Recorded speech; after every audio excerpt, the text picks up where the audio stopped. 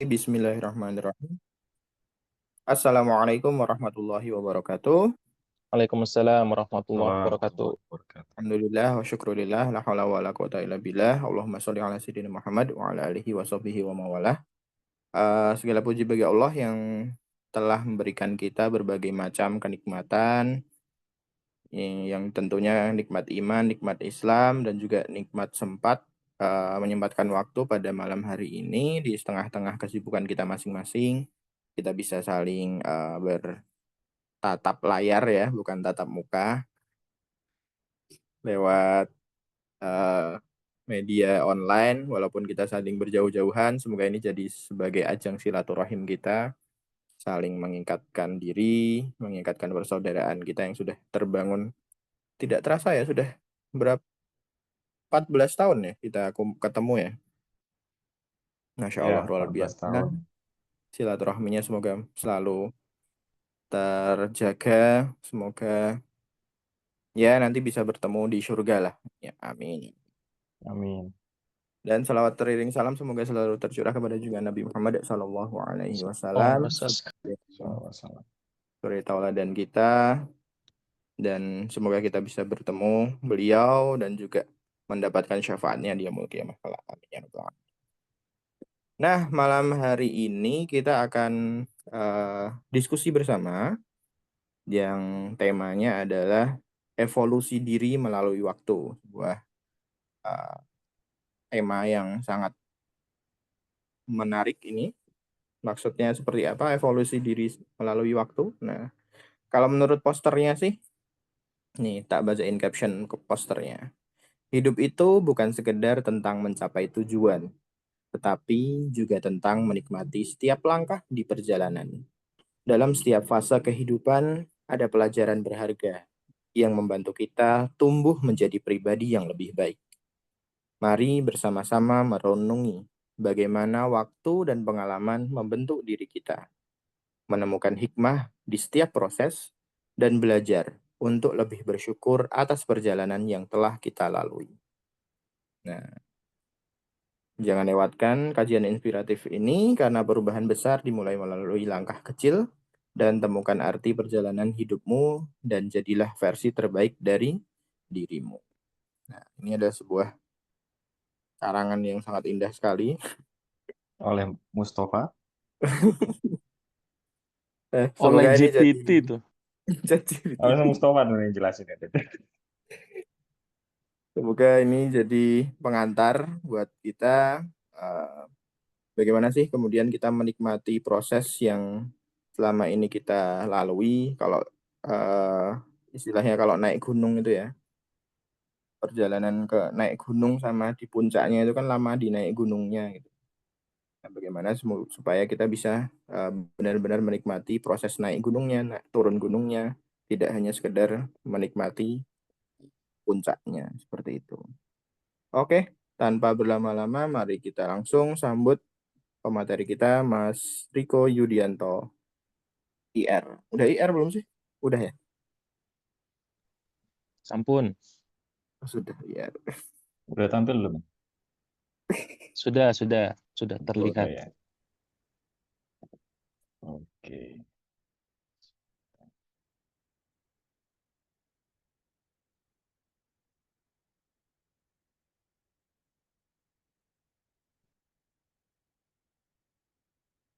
Udah ya.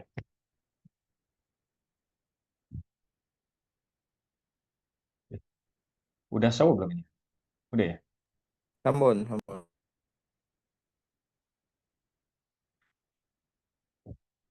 Tapi ini belum full screen sih. Tadi sebelumnya sudah. Oh.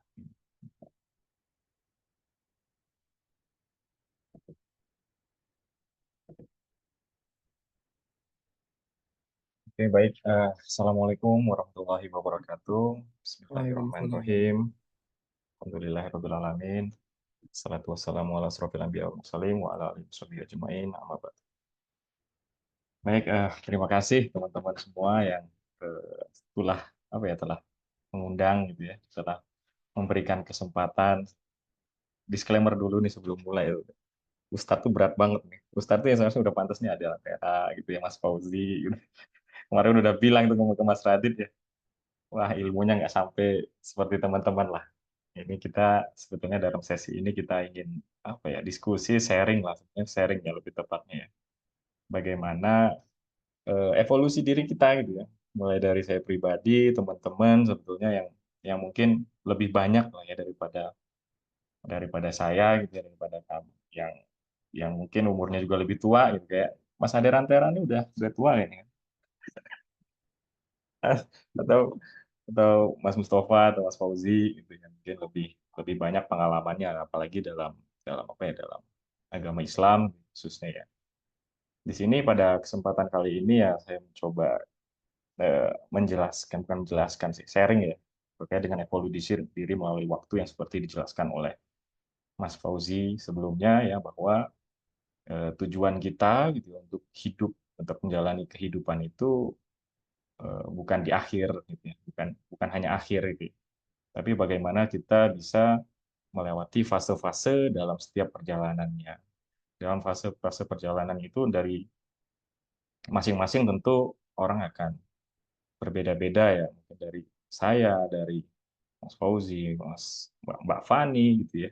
Itu pasti punya punya pengalaman lah ya, punya pelajaran hidup atau makna yang apa ya, yang memberikan hikmah yang dalam lah untuk dapat berevolusi gitu ya, dari sewaktu-waktu ke waktu yang lain, di mana evolusi itu sendiri yang diharapkan dapat bertumbuh menjadi lebih baik tentunya ya, dari lebih baik sehingga kita dapat apa ya, menjalani menikmati proses itu dengan eh, dengan apa ya, dengan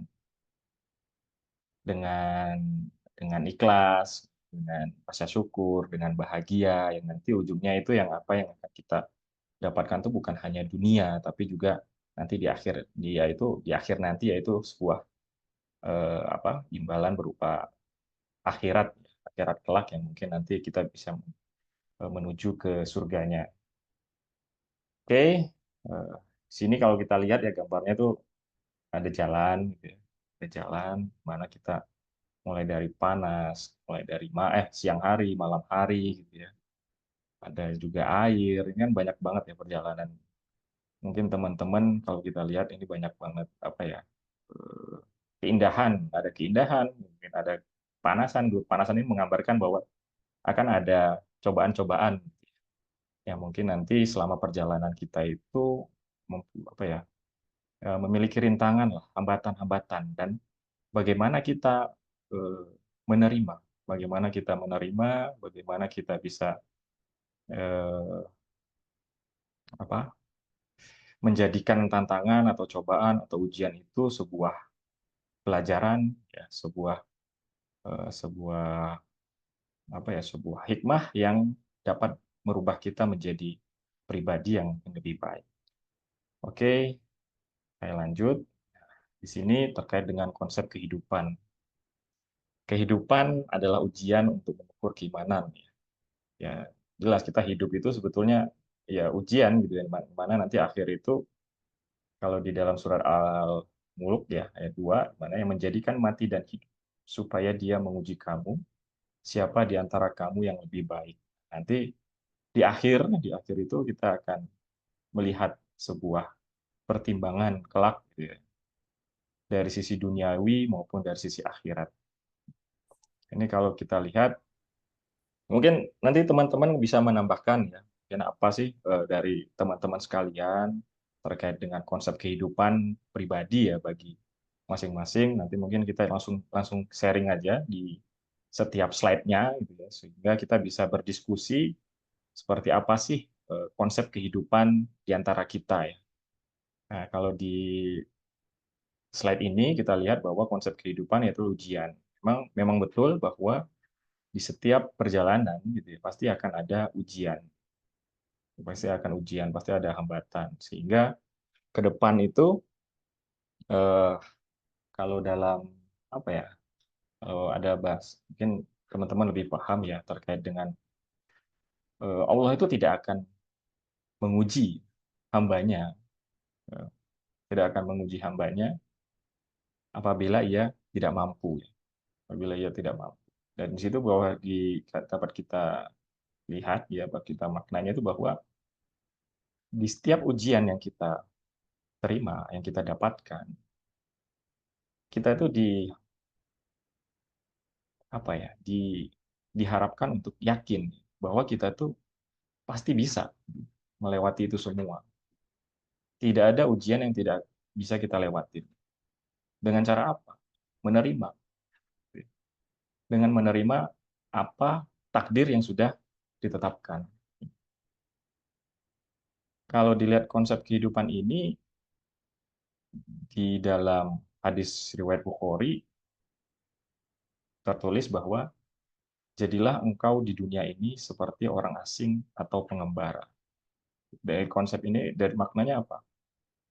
Bahwa kita tuh hidup ini hanya pengembara gitu ya. Pengembara tuh ya hanya sementara gitu.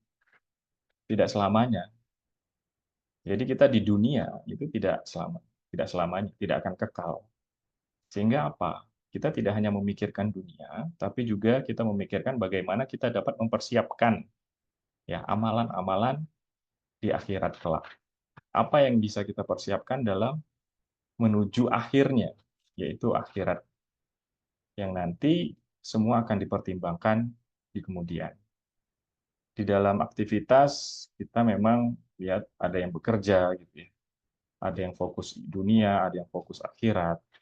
Nah, di sini kalau kita lihat bahwa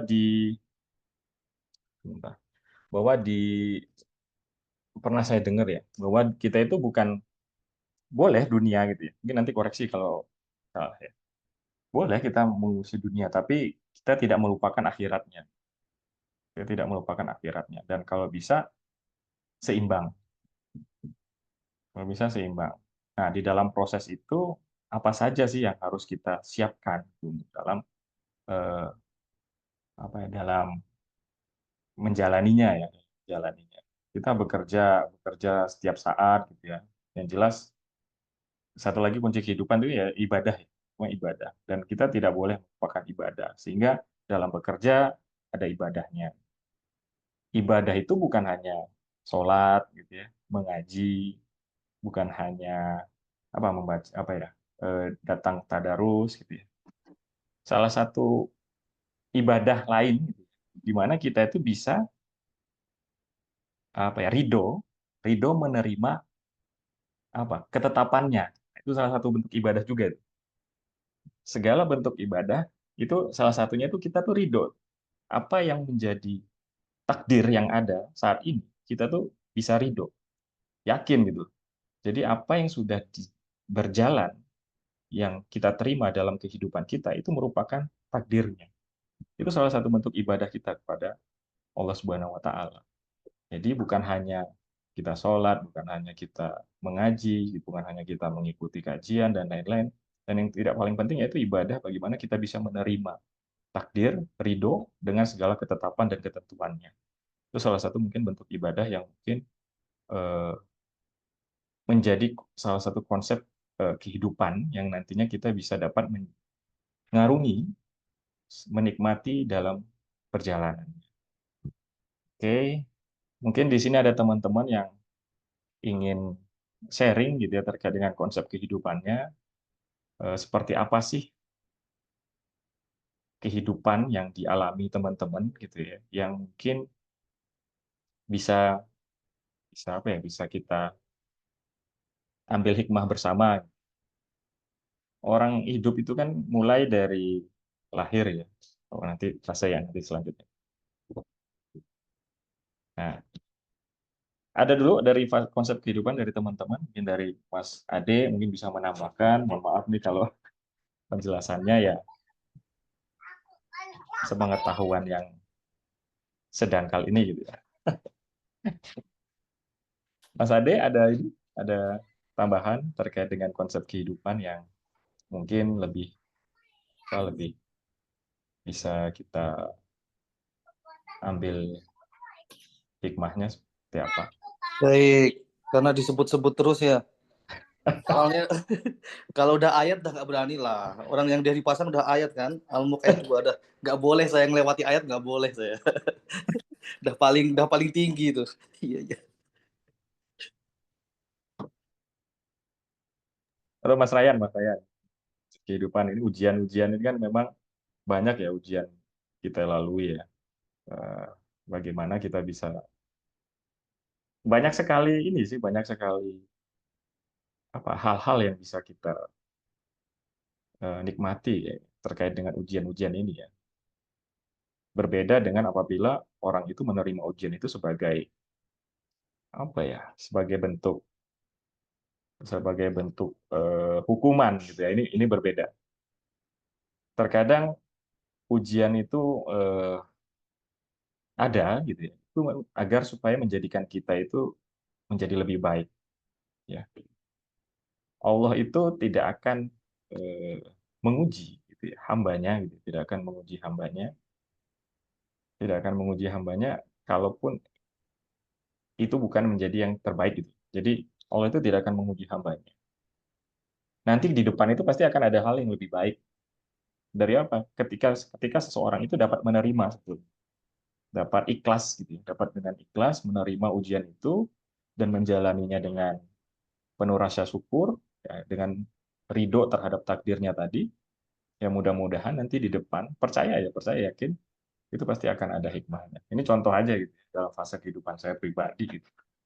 Banyak hal ujian-ujian yang mungkin teman-teman juga pasti akan banyak mengalami hal ujian yang mungkin tidak kita sangka, oh ini tuh ternyata maksudnya Allah menguji kita gitu. Pasti banyak. Contoh kayak kemarin itu apa?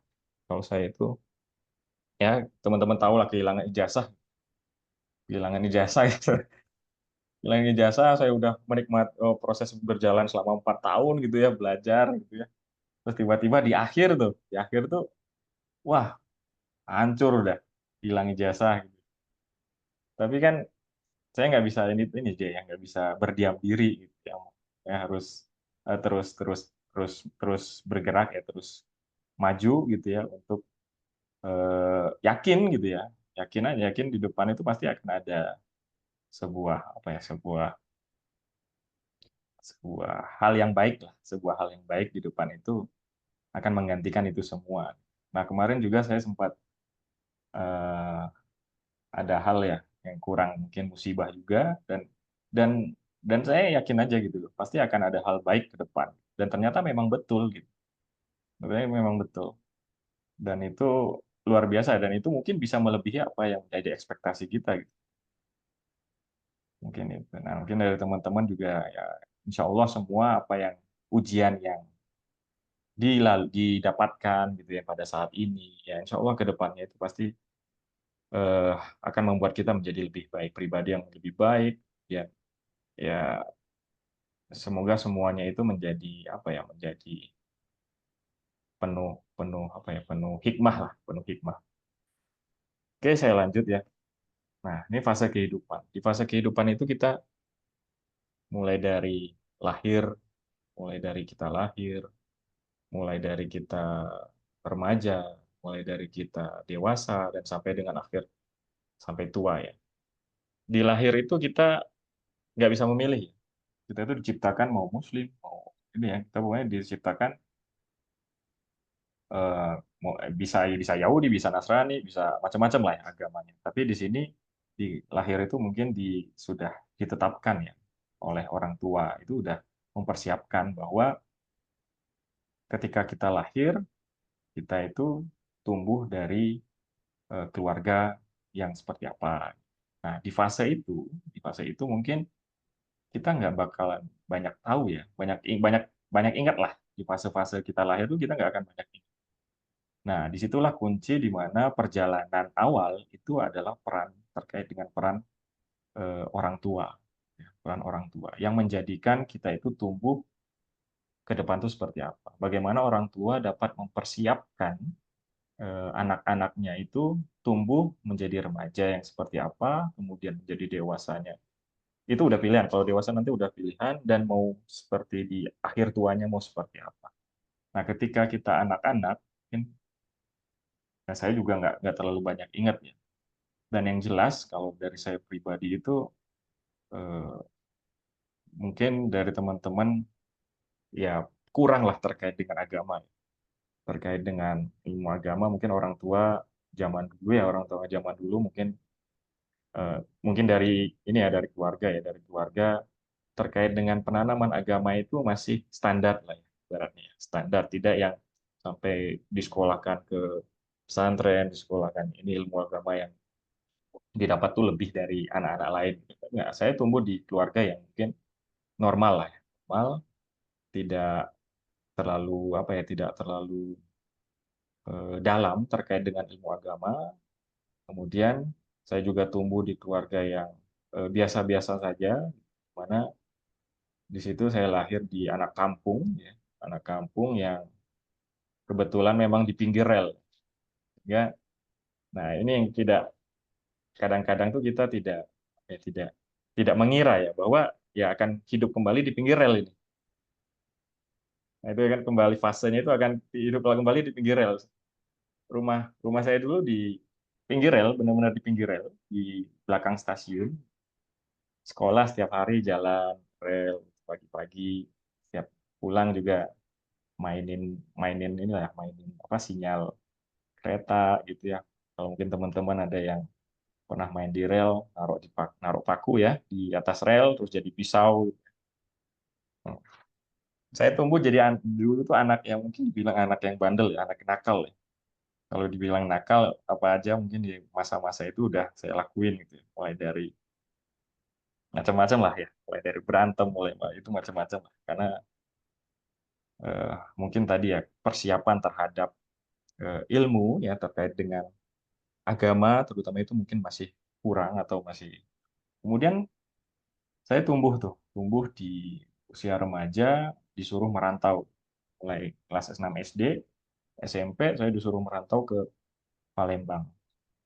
Nah, di dalam fase itu saya menikmati adanya perubahan, gitu ya. Menikmati perubahan di mana fase kecil, masih kecil itu adanya perubahan. Nah, di dalam SMP ini saya menikmati adanya penanaman terhadap apa ilmu agama yang mungkin cukup cukup lebih baik lah daripada SD. Nah, ini yang membuat saya tumbuh, ya, mulai saya tumbuh di mana kami diajarkan di dalam SMP itu mulai dari ilmu agama Islam yang cukup baik gitu ya, cukup baik di SMP itu. Nah, sehingga melihat bahwa oh, ternyata selama kecil gitu ya. Mungkin teman-teman sama kecil itu saya itu kurang gitu ya. Jadi sehingga mengevaluasi lah. Ketika masuk SMP, oh ternyata saya banyak kurangnya nih dalam ilmu agama. Nah, pada saat saya tumbuh itu mengevaluasi itu dan mencoba bagaimana sih bisa memperdalam kembali ya, mengejar ketertinggalan terkait dengan ilmu agama yang mungkin dari SD tadi tertinggal.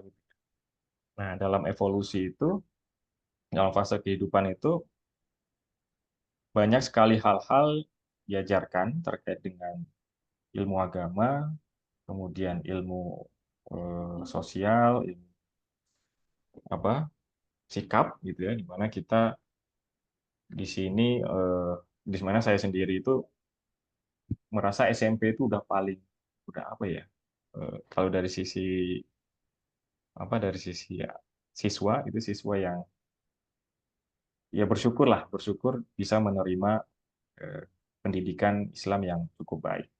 Nah, kemudian masuk ke SMA mungkin sama yang bersama, kemudian masuk ke kuliah, fase kuliah yang mungkin udah menginjak fase remaja dan dewasa, di mana kita memulai cari jati diri kita ya, cari jati diri. Nah, di fase ini, disinilah saya menemukan berbagai pengalaman ya, terutama sama teman-teman sekalian.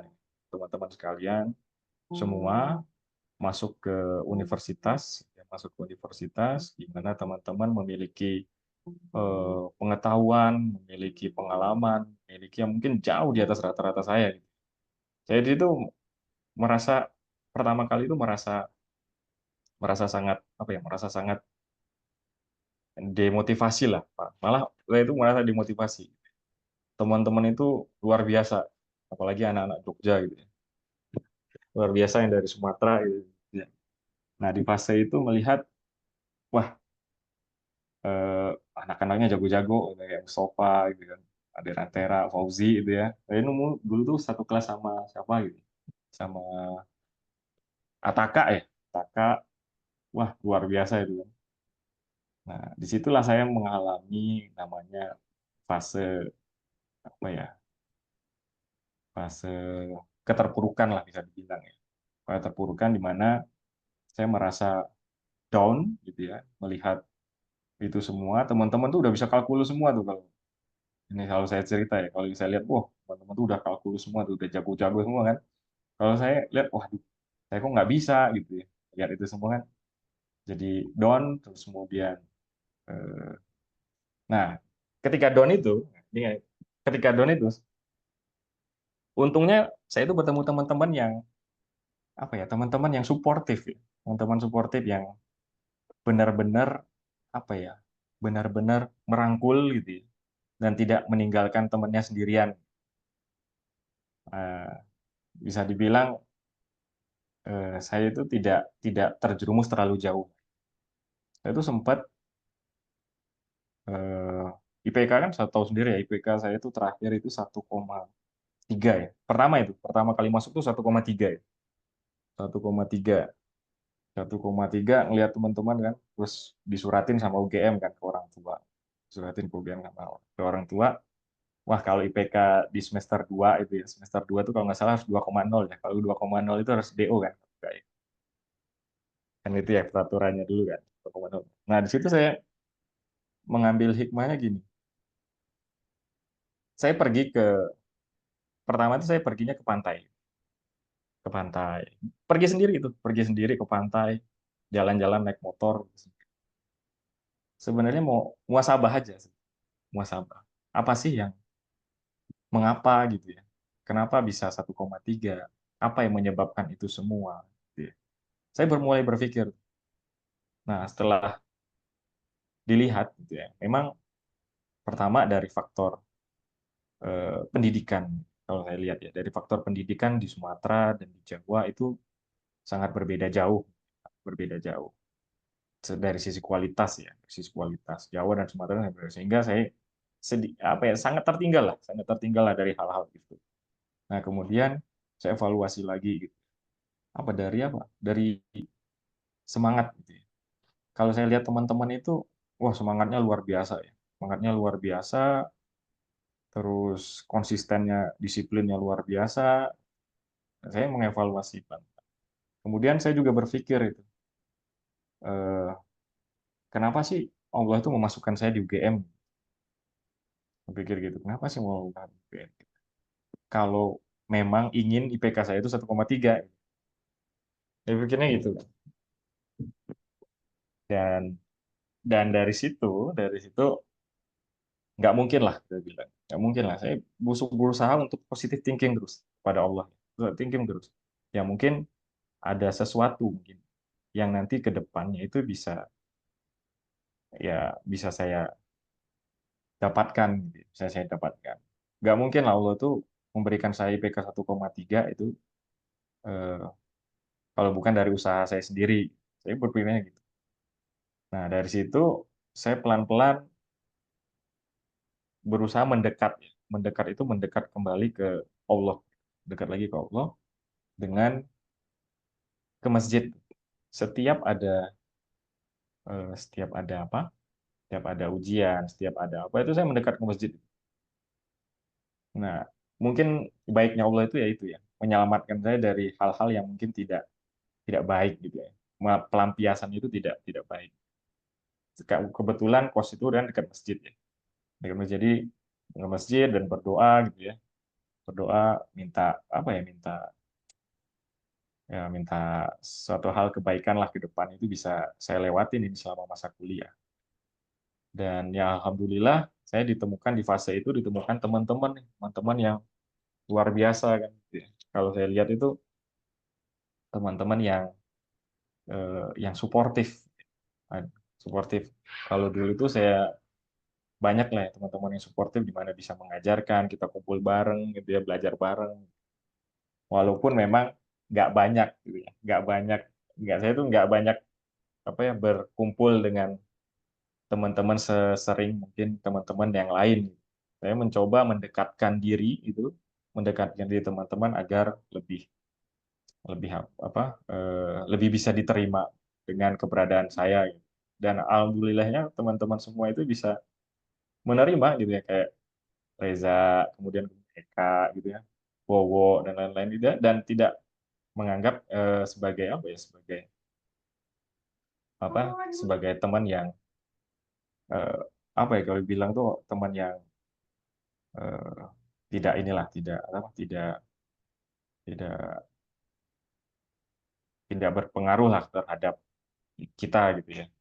Nah, dari situ, dari fase itu pelan-pelan memperbaiki diri gitu ya, berusaha untuk mengejar ketertinggalan, dan kemudian dipertemukan lagi dengan dosen-dosen yang merangkul gitu kita semua, sehingga ke depannya itu saya bisa bertahap untuk mengejar semuanya itu.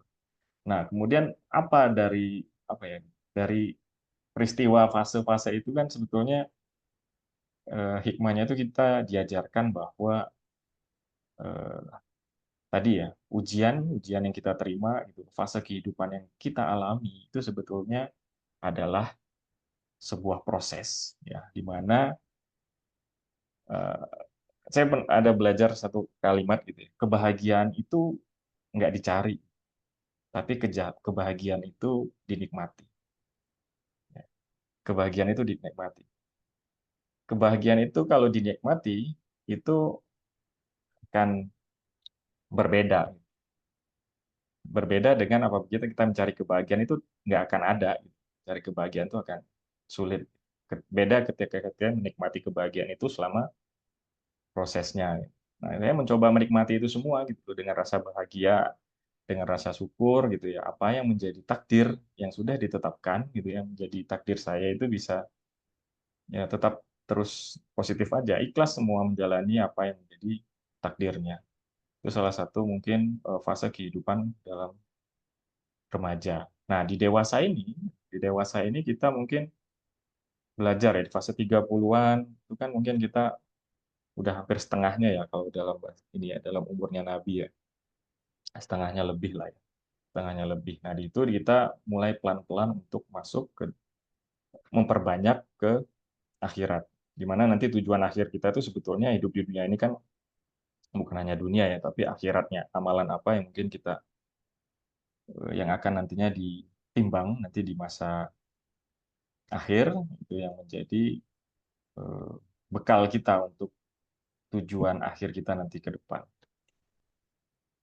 Oke, saya lanjut. Mungkin teman-teman dari yang lain gitu ya. Mungkin ada, nah ini udah ada Mas Alfi, Mas Fauzi lah, Mas Ryan lah, atau Mbak Fani itu gimana nih fase kehidupannya? Apa aja sih hikmah-hikmah yang mungkin bisa kita sharing di sini? Mbak Fani, mungkin ada? Tadi suka banget dengan kata kebahagiaan itu bukan dicari tapi dinikmati. Subhanallah, luar biasa. Terima kasih ya, Mas Ocer sudah, Ustadz Ocer sudah memberikan salah satu suaka di malam ini. Monggo dilanjutkan. Tapi luar biasa tadi ceritanya juga tentang ijazah yang di mobil itu. Betul. Kayaknya kita lulus bareng nggak sih, Cer? Nggak ding, kamu dulu nih. September, November ya? Iya. Oke. Itu sih, ya. Monggo dilanjutkan. Monggo teman-teman lain mungkin yang mau. Monggo teman-teman lain.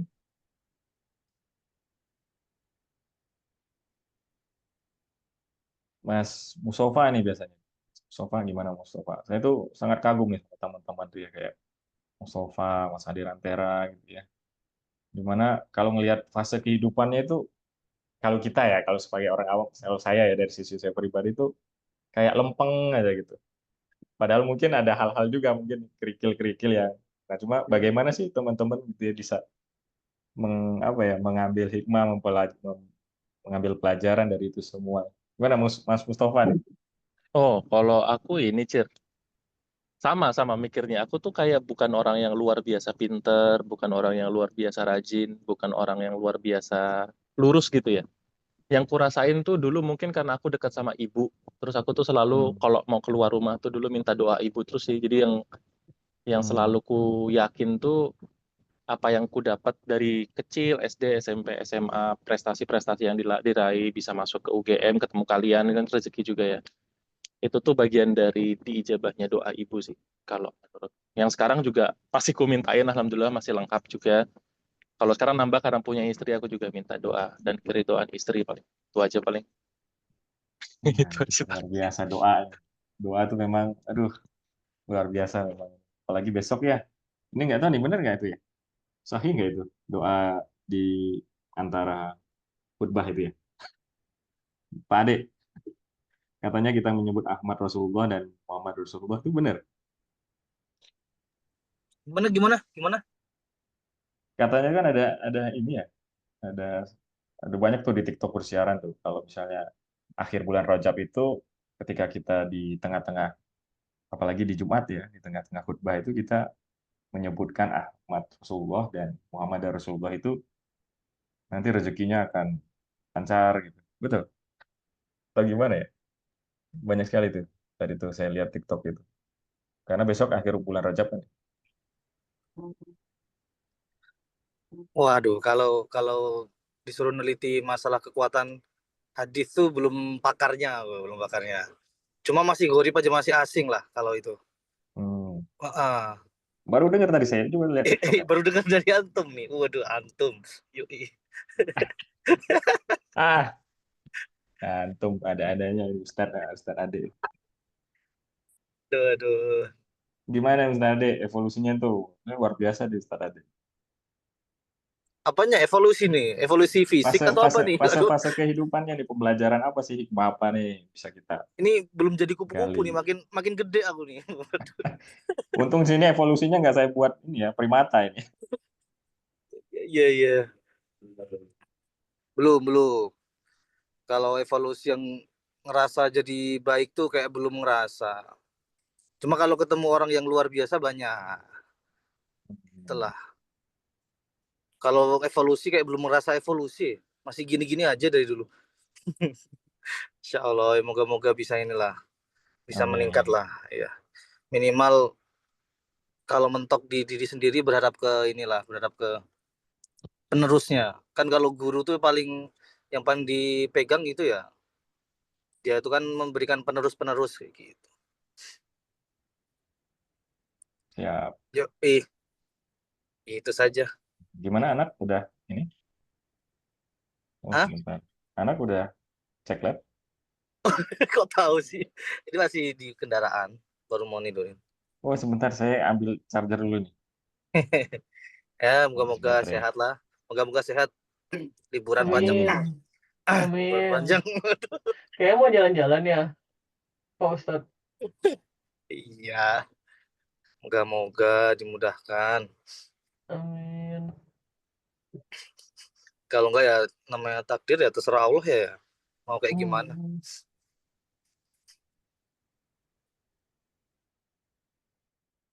Duh, mana Ocir? Lagi Lagi ngambil ngambil charger. Oh charger. itu. Ya, mohon maaf habis baterai. Oke, mungkin lanjut ya. Selanjutnya, nah ini.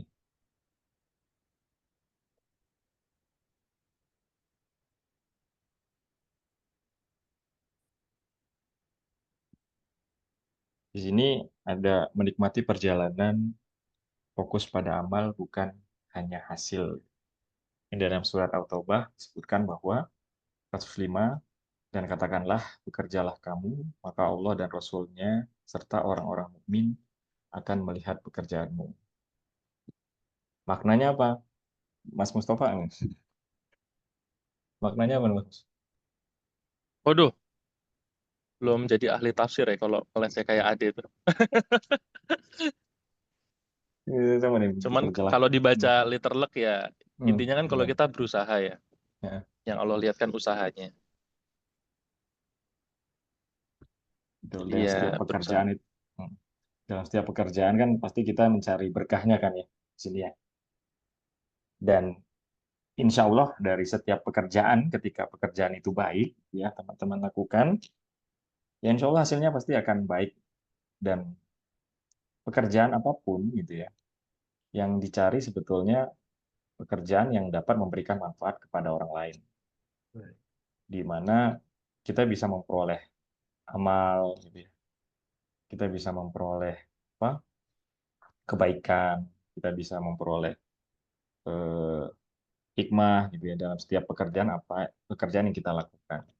Nah, di sini cara menikmati perjalanan gitu ya.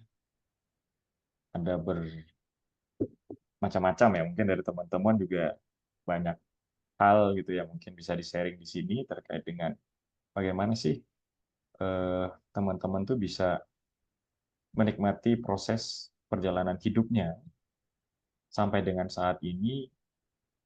Boleh dong di-share gitu ya. Dan kalau dari sisi ini kan kalau kita lihat bagaimana kita bisa menikmati ibadah kita, bagaimana kita bisa apa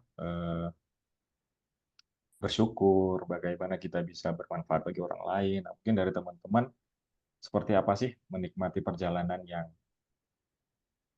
gimana kita itu akan fokus kepada amal, gitu, bukannya hasil yang didapat terkait dengan baik itu dunia gitu ya, terutama dunia ya. Mana nanti akhirnya itu kita akan fokus kepada akhirat, sehingga nanti di akhir perjalanan kita itu bisa apa ya, bisa memperoleh banyak amal ya, sehingga nanti dapat mengantarkan kita ke surga.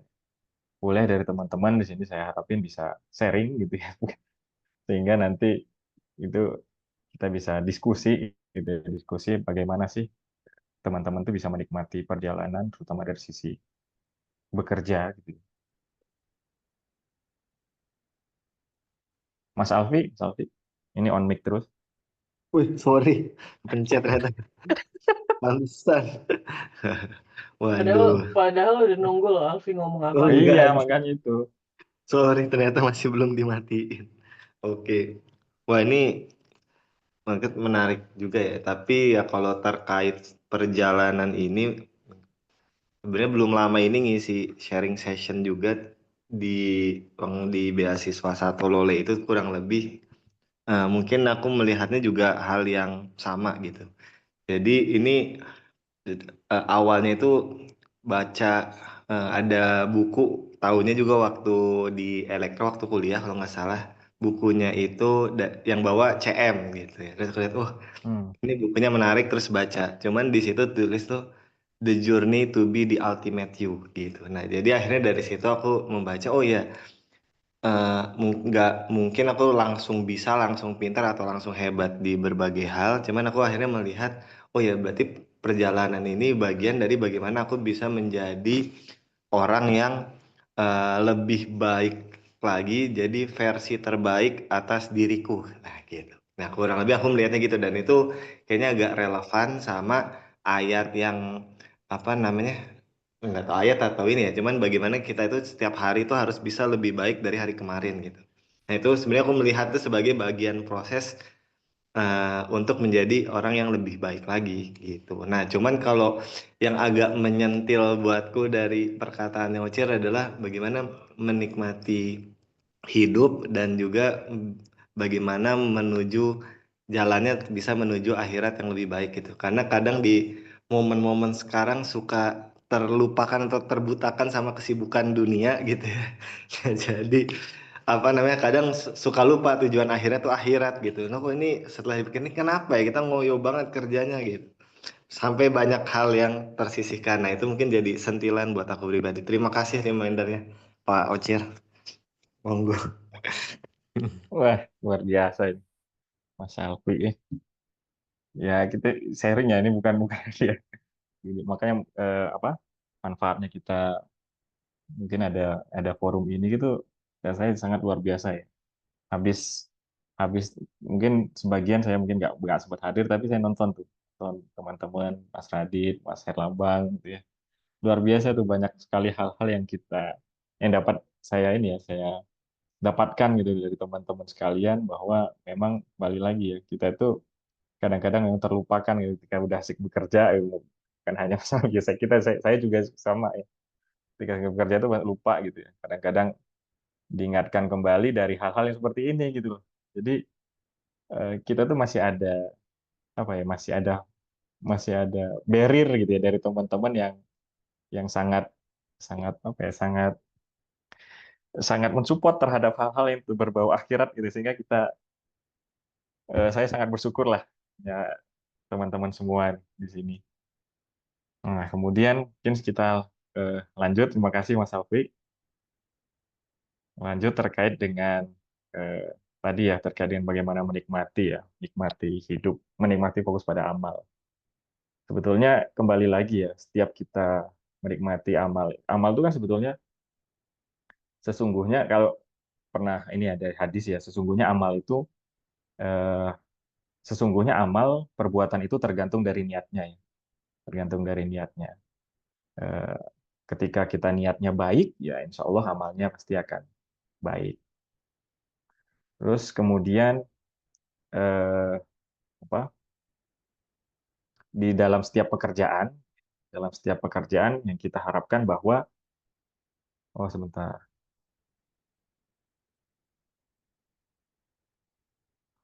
saya scan lagi.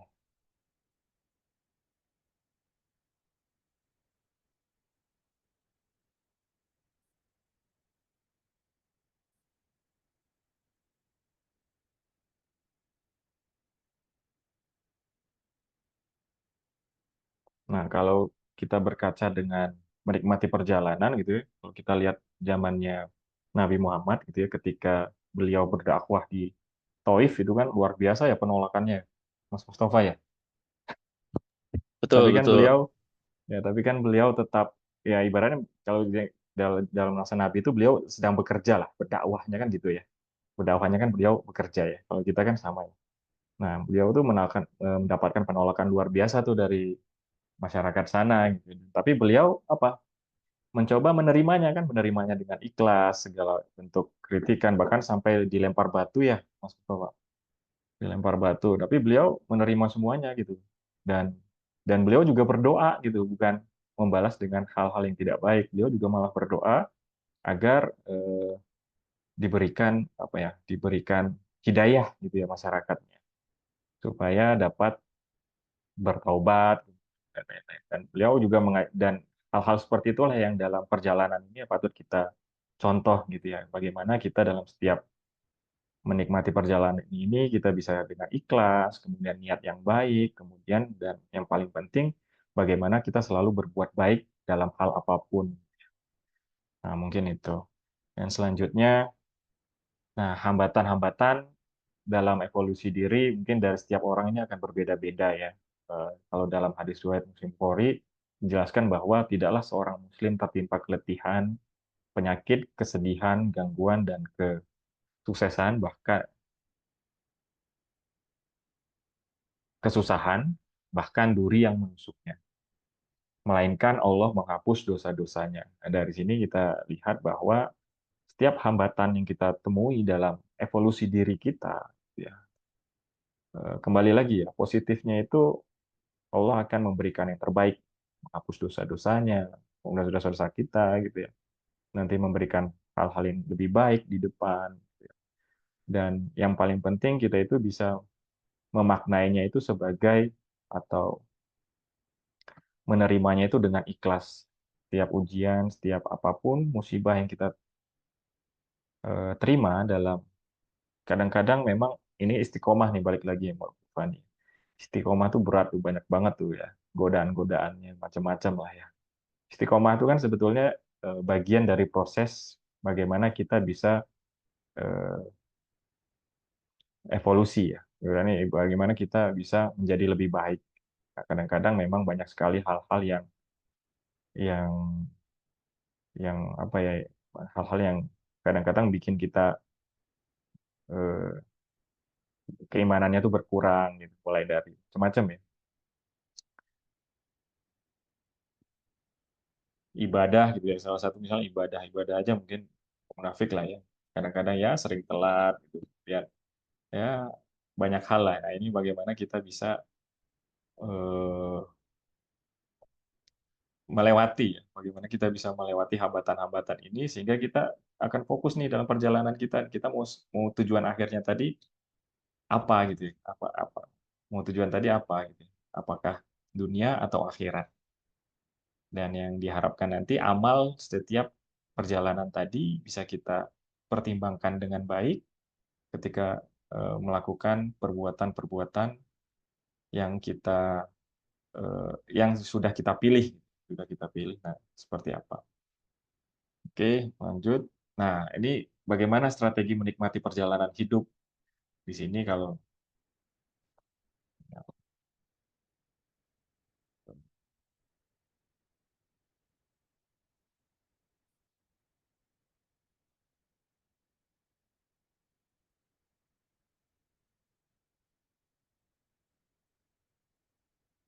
ya di sini ada sholat dan doa. Ini paling penting ya, di mana sholat itu menjadi barrier kita gitu, dalam setiap waktu.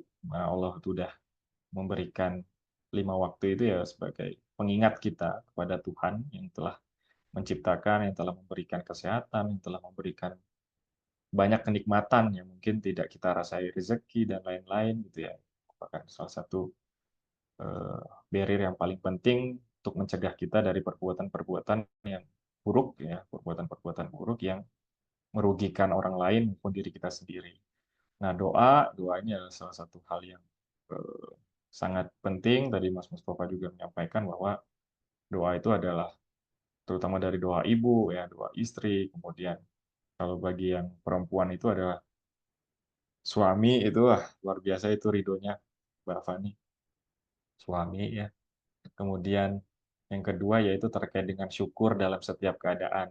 Mana tadi kita sampaikan bahwa syukur itu kita bisa menerima ya, kita bisa menerima apapun kondisi, ya menerima apapun kondisinya itu dengan rasa syukur.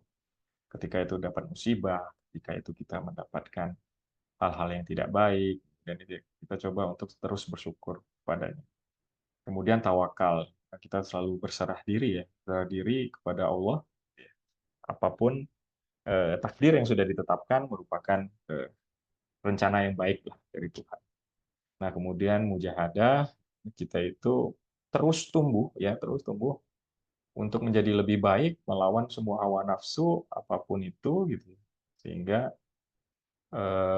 kita itu bisa terus menjadi pribadi yang lebih baik, mujahadah.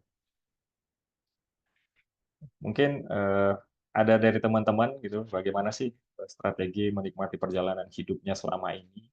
Mungkin bisa di-sharing ke kita semua seperti apa? Ini ada yang belum nih ya, saya panggil nih ya. Ada Mas Ryan nih, Mas Ryan nih. Gimana nih Mas Ryan?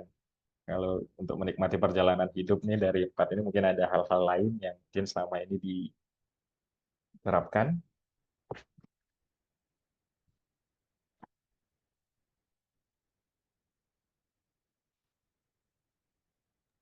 Mas Ryan.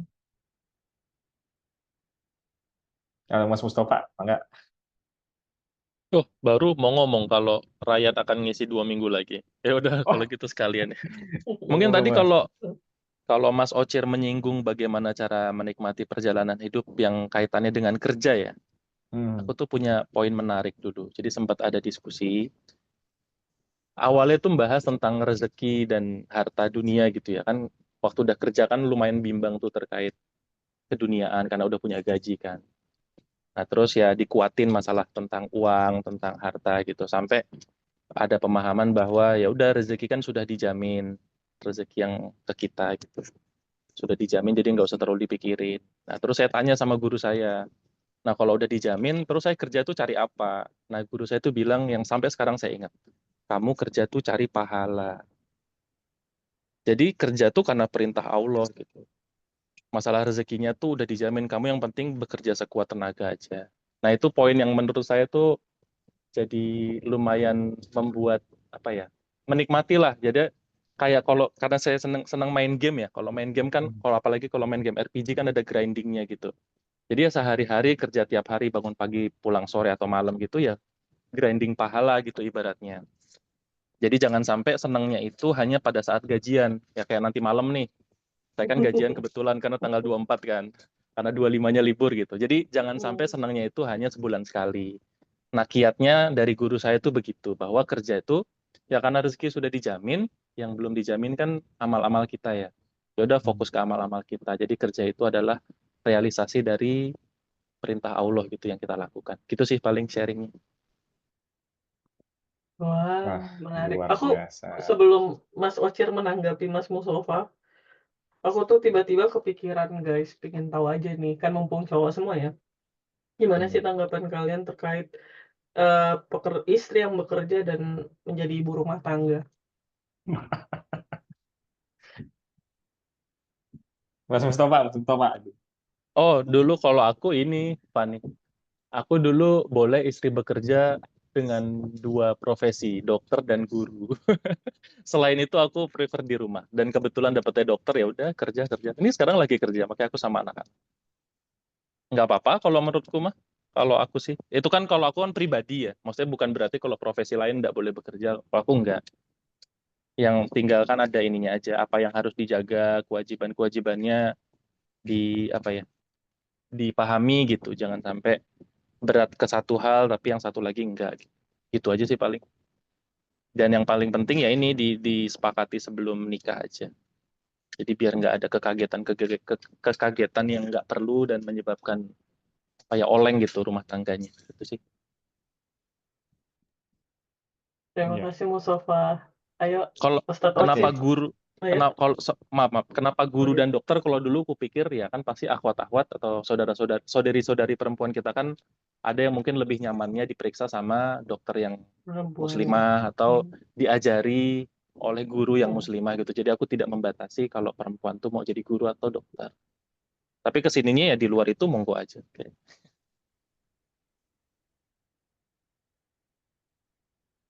Kalau istriku sering share bahwa intinya adalah kita itu harus paham peran kita gitu. Jadi peran pertama adalah kita peran sebagai hambanya Allah. Nah, itu dipenuhi. Kemudian nanti kita juga punya peran sebagai anak, itu juga dipenuhi. Kita punya peran sebagai istri atau suami, itu juga dipenuhi. Ketika peran-peran itu semuanya bisa dipenuhi dengan baik, maka ya sudah, insya Allah semuanya akan ridho gitulah. Gampangnya seperti itu. Tapi kalau ada satu peran yang kemudian diabaikan karena mementingkan peran yang lain, maka nanti akan kacau gitu.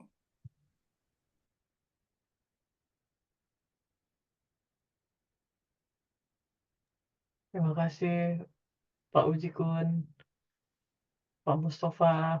Saya tunggu kesimpulannya gimana Bapak Ocir, Ya, pandangan. kesimpulannya sebetulnya pandangan nanti saya share ya kok ini ya omongan Ustadz Adi Hidayat ya. Ini Pan. Jadi kalau sebaik-baiknya perempuan itu memang di rumah ya kalau ininya ya sebaik-baiknya ya memang di rumah. Memang kalau kita lihat apa pahalanya gitu ya pahalanya perempuan itu sebetulnya udah ada jaminannya Bang. Pan.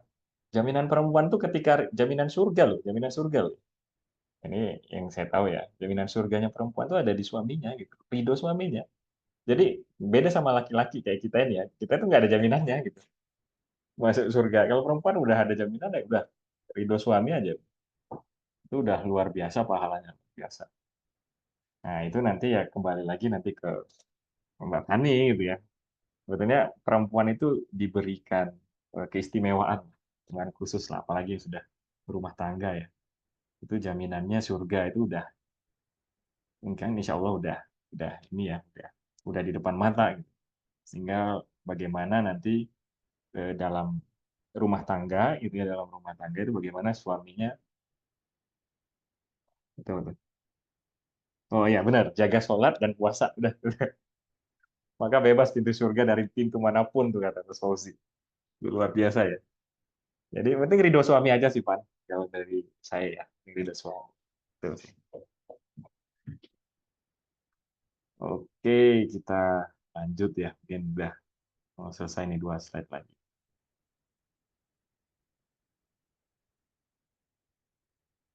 Nah, di sini ada 3 keyakinan. Ini baru tadi kebetulan di kantor tuh ada kayak inilah ya, apa sharing season lah terkait dengan hidup tenang. Nah, di sini saya ambil cuplik nih.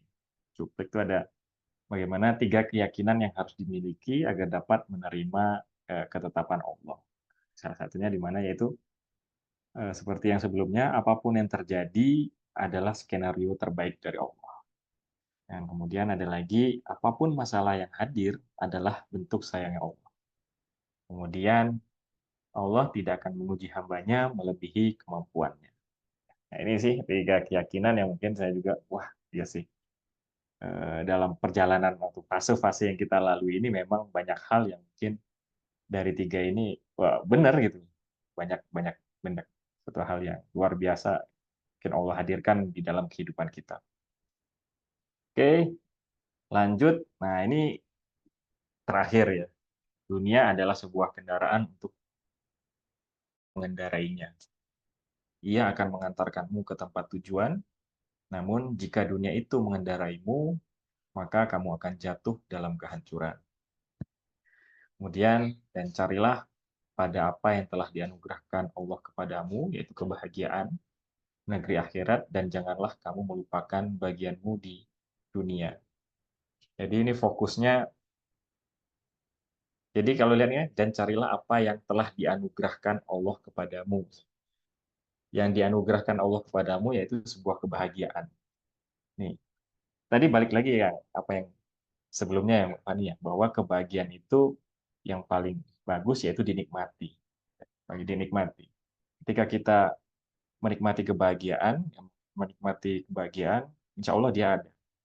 Ketika kita mencari kebahagiaan, itu belum tentu ada. Ya, mencari kebahagiaan itu belum tentu ada. Ketika kita menikmati kebahagiaan, itu insya Allah ada.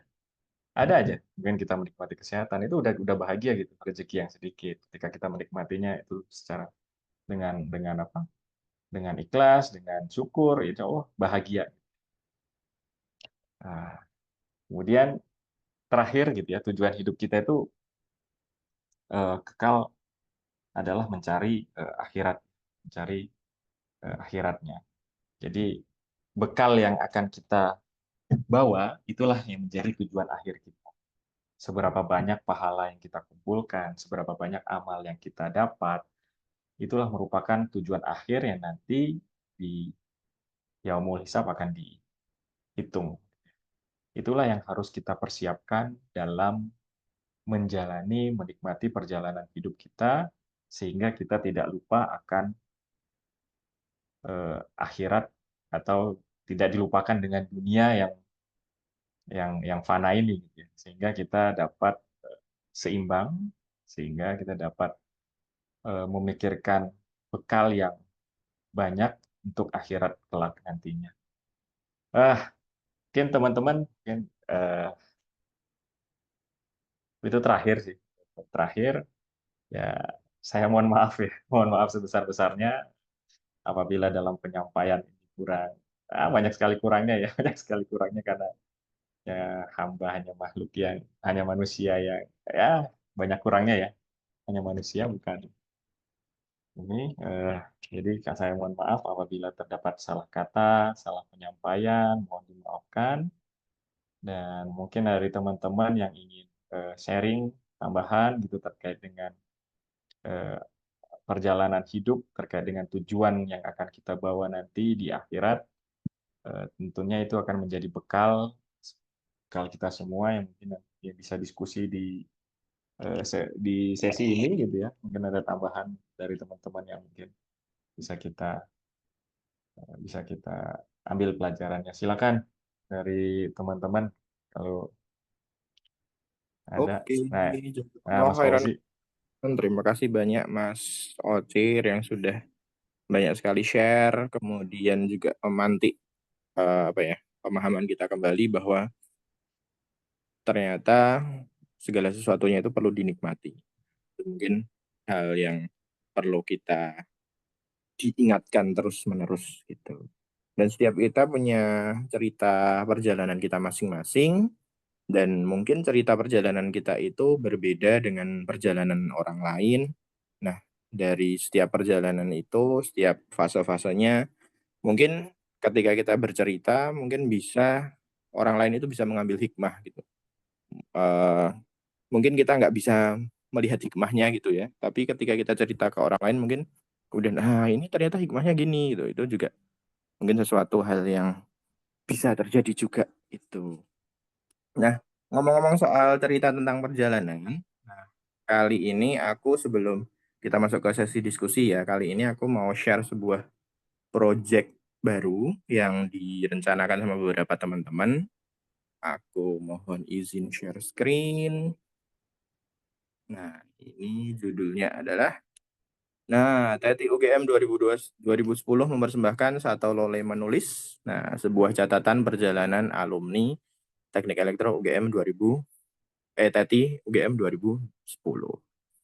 Nah, ini kita mengundang teman-teman semua untuk menjadi kontributor, penulis cerita, kemudian juga atau penyunting naskah atau penata letak dan desainer sampul, yang intinya adalah bercerita tentang bagaimana sih dulu teman-teman kuliah di TETI, kemudian bagaimana ceritanya ketika perjuangan di TETI seperti apa, atau mungkin ada yang fokus di lomba, atau fokus di akademik, atau struggling di akademik seperti Mas Riko tadi ceritakan, atau ikut berbagai kepanitiaan, kemudian bagaimana ketika sudah lulus, apa drama-dramanya, apakah mau kuliah lagi, atau mau kerja, atau mau wira swasta dan seterusnya, sampai kemudian selama beberapa 10 tahun ini perjalanan di dunia profesional. Nah, atau mungkin yang masih studi dan seterusnya, itu seperti apa ceritanya. Nah, itu kita terbuka untuk teman-teman bisa bercerita di dalam buku ini. Nah, buku ini targetnya akan dicetak di bulan Juli 2025. Nah, tujuannya supaya kisah-kisah kita ini bisa terbuku, terdokumentasi, kemudian bisa menjadikan inspirasi bagi kita sendiri. Mungkin ketika kita ngetik nanti kita punya, oh ternyata hikmahnya seperti ini. Tapi juga bisa menginspirasi teman-teman yang lain gitu, atau mungkin adik angkatan kita, atau mungkin juga bagi teman-teman dosen-dosen di jurusan, di departemen gitu. Nah, ini sekali lagi kita terbuka untuk kontributor penulis naskah, kemudian nanti juga ada penyunting naskah, penata letak, dan desainer sampul. Nah, mungkin teman-teman ada yang bingung kan, nanti ngetiknya seperti apa? Nah, insya Allah kita akan ada guideline untuk kepenulisannya. Apa saja sih yang perlu diceritakan, kemudian berapa halaman, terus fontnya seperti apa, nanti insya Allah kita ada guideline-nya. Ini ya teman-teman silahkan bisa mengisi di bit.ly/satolole_menulis. Nah, itu adalah sebuah program baru yang insya Allah semoga bisa terrealisasi. Nah, mungkin nanti Mas Ocir juga bisa nih menceritakan ini yang tadi barusan di-share di buku yang akan kita. Oke. Luar biasa, Masya Allah. Ini luar biasa nih, Mas Fauzin. Mengakomodir semua nanti. Mungkin yang pembicara-pembicara Satu Lole lah, semua ya. Yang mungkin nanti banyak bercerita ya di dalam buku naskah ini, yang nantinya mungkin dibaca mungkin oleh teman-teman lain atau orang lain gitu yang memiliki hikmah luar biasa, yang bermanfaat dan dapat diambil pelajarannya atau dibaca adik-adik nanti ya, Mas Fauzi ya, sebagai Betul. motivasi, sebagai arah ke depan bagaimana kehidupan dalam mengarungi kuliah di TETI. Nah, oke. Monggo teman-teman yang mau diskusi terkait dengan perjalanan hidupnya, gitu ya, perjalanan evolusi dirinya dari waktu ke waktu, silakan. Seperti apa gitu ya hikmahnya. Gimana Mas Bozi? Diskusi nih, mulai. Silakan teman-teman yang mau ada disampaikan. Boleh mengawali kah? Monggo Mas Mustafa. Nah, ini Mas Ocir. Jadi saya tuh sudah lama punya, ya sebenarnya bukan keresahan ya, tapi kayak pemikiran gitu.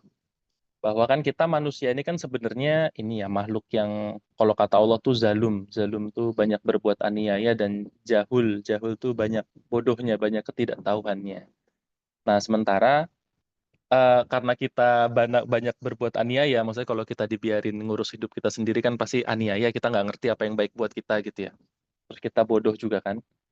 Cuman kan kita tuh kebanyakan dari kita banyak apa ya, memutuskan sesuatu itu cuma dengan perasaan, dengan persepsi suka nggak suka atau cinta dengan benci. Kalau aku suka ngelakuin ini, aku lakuin. Kalau aku nggak suka ngelakuin ini, ya nggak aku lakuin. Nah, padahal harusnya kan yang jadi tolak ukur itu kan atau standarnya itu kan perintah dan larangannya Allah ya.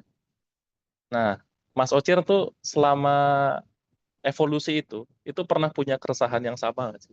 Dan gimana cara cara kiat untuk balik lagi gitu bahwa oh ya udah ya wes yang penting ya bukan persepsi saya karena kalau menurut saya yang paling mengganggu evolusi itu paling mengganggu perjalanan gitu.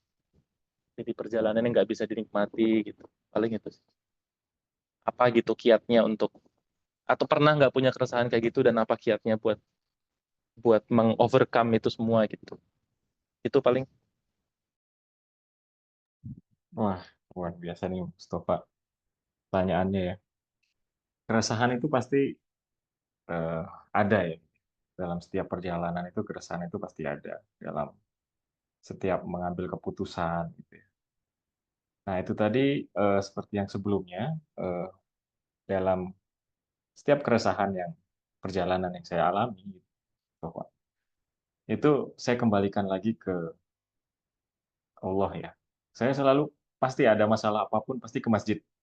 Itu pasti balik ke masjid apapun. Wah, dari dulu sebenarnya dari saya masa kuliah gitu ya. Setiap ambil keputusan dan lain-lain itu pasti ke masjid. Ada masalah di kantor dan lain-lain, itu pasti ke masjid. Sebelum pulang ke rumah itu pasti ke masjid. Dari kuliah gitu ya. Jadi itu yang saya coba untuk berdoa gitu ya, memohon pencerahan, memohon arah gitu. Seperti apa sih langkah yang baik ke depan gitu ya. Eh, dan berusaha untuk muhasabah diri juga di sana. Apapun yang eh, saya dapatkan, saya alami, baik keresahan yang ada selama proses ini, proses perjalanan ini, saya berdoa agar diberikan kemudahan, diberikan kelancaran, gitu, kekuatan terutama, dan petunjuk seperti apa sih langkah atau keputusan yang nantinya akan saya ambil. Dan ya alhamdulillah dari setiap proses itu, gitu ya, dalam setiap proses itu ya mendapatkan hal-hal yang baik juga gitu. Ya, itu sih kalau yang saya lakukan ya, kiat yang saya lakukan. Pasti balik lagi ke masjid dan balik sebenarnya balik ke masjidnya ya, balik lagi ke Allahnya gitu. Cuma pasti saya selalu ke masjid sih, itu sih maksud Bapak. mantap, mantap. Itu yang nggak semua orang bisa lakukan ya. Kadang ngapain sih ke masjid gitu, kayak nggak akan nemuin apa-apa gitu. Padahal dia belum coba gitu ya. Oke, oke, thank you, thank you, thank you. Iya. Selama kuliah tuh, waduh, udah pokoknya mumpung kosan dekat masjid, udah balik ke masjid.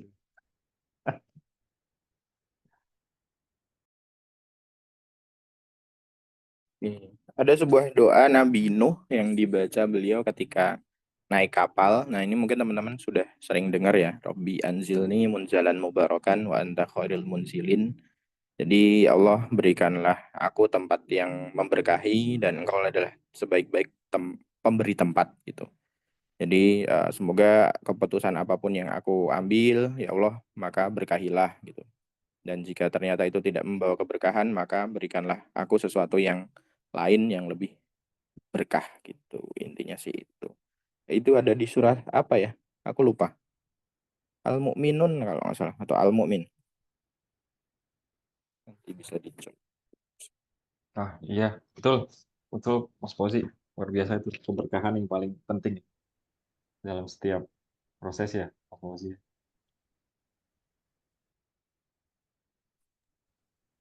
Silakan teman-teman diskusi terkait dengan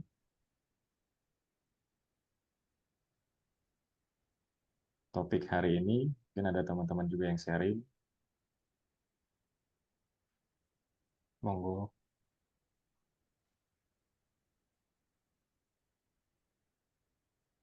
Mungkin Mas Adi Nantera ini yang Aku mau beralih nanya dong, Mas dan Ocir. oh Mas Alfi boleh silakan Mas Iya, Alfi. boleh. Siap, terima kasih.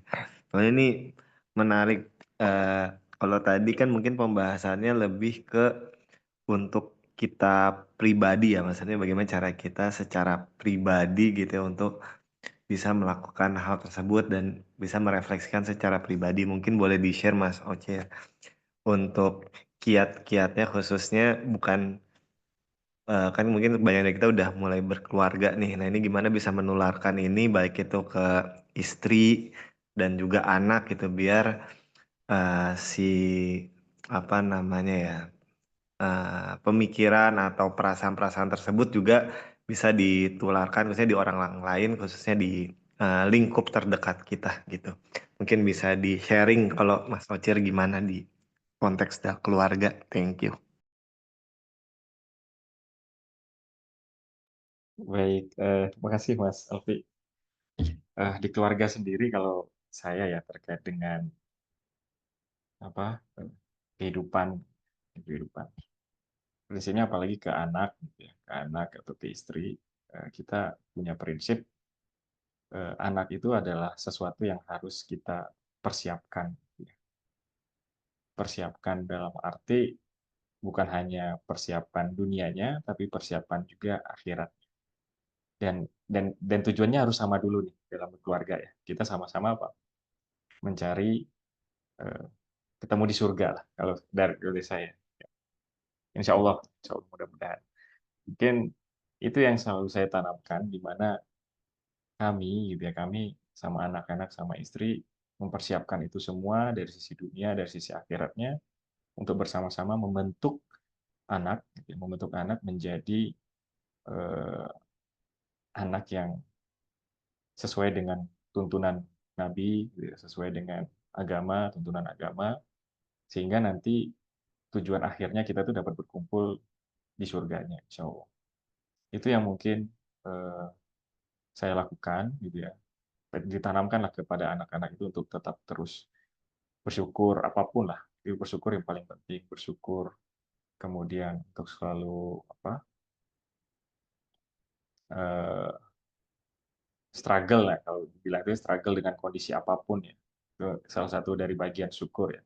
Saya makanya membentuk anak itu bukan dengan cara yang mungkin agak sedikit keras dalam arti hal-hal yang bersifat apa kedisiplinan gitu ya, bersifat apa attitude, kemudian bersifat kebiasaan. Nah, itu saya bentuknya di situ. Nah, dan dalam waktu-waktu saya menanamkan hal-hal yang terkait dengan unsur agama dan kita juga mempersiapkan itu semua bukan hanya memberikan, tapi yang paling penting yaitu memberikan contoh kepada keluarga. Kita sebagai kepala keluarga memberikan memberikan apa sebagai inilah role modelnya mereka bahwa apa yang kita lakukan, insya Allah apa yang kita lakukan, insya Allah anak itu pasti akan meniru. Dan balik lagi, saya punya prinsip gini, apa yang saya lakukan pasti akan berdampak kepada anak saya. Nah, ini yang menjadi mindset yang selalu saya tanamkan untuk terus dapat melakukan hal-hal yang baik, gitu ya. Sehingga insya Allah anak-anak saya ke depan gitu dapat mendapatkan keberkahannya. Itu sih Mas Alfi. Betul, suri tauladan. Siap. Thank you Mas Ocir. Terima kasih, keren. Mantap. Sama-sama Mas.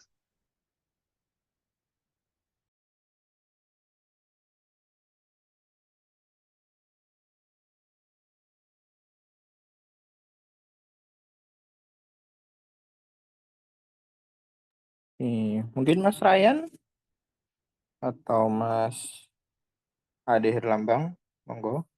Ada yang mau di-share kan malam hari ini?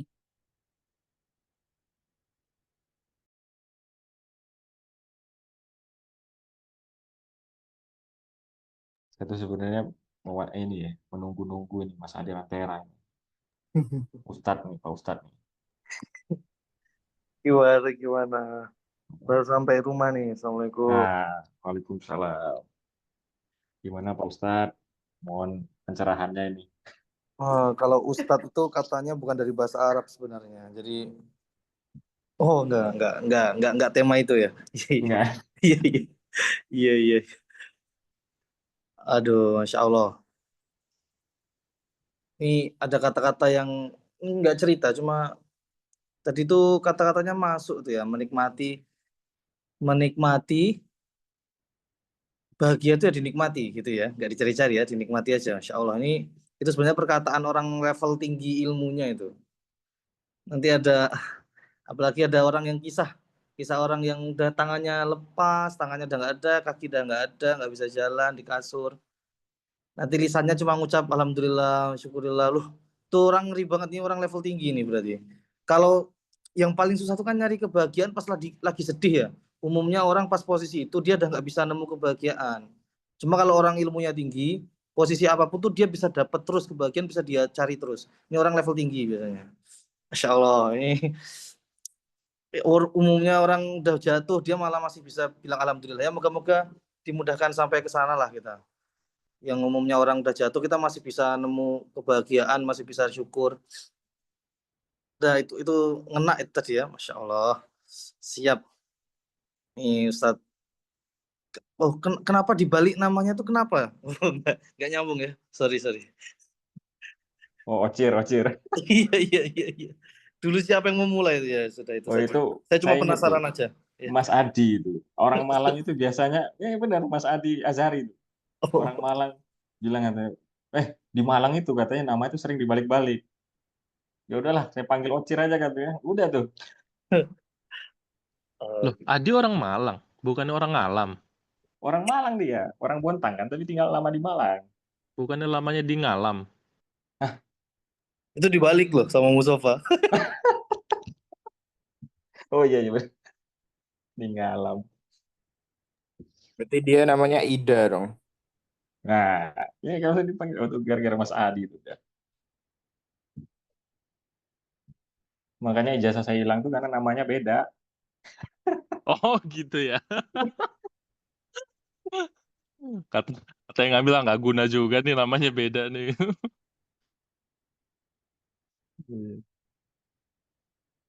Mas Herlambang nih. Oh, udah lama nih. Apa kabar nih Mas Herlambang? Ya, sehat-sehat, Cir. Oh, gimana sekarang? Di Jogja masih? Wes, gimana? Mohon sharingnya pencerahannya nih Mas Herlambang. Waduh, apa ya? Belum. Lanjut dulu, deh. Siap. Mas Ryan?